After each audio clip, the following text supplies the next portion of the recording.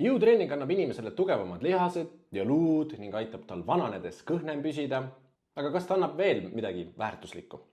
Lihasmassi vähesus, jõu vähesus, luutiheduse vähesus, kombinatsioonis rasvamassi osakaalu suurenemisega kehamassis vähendab inimese liikumisvõimet vananedes, mis omakorda vähendab soovi inimesel liikuda ja trenni teha, mis paneb sind vananedes ka alateadlikult veel vähem liikuma ja treenima. Sest sulle ei meeldi liikuda ja treenida, sest ilgelt raske on liikuda ja treenida, sest aina raskemaks läheb liikumine ja treenimine, mida vanemaks sa muutud. See nõiaring kehalisse hääbumisse ja tere tulemast krooniliste haiguste riski suurenemine läheb peoks.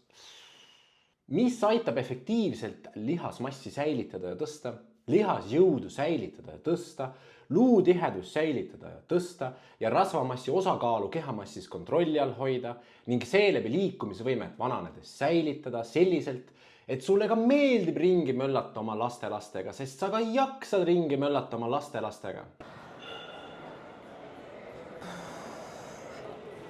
Jõutreening.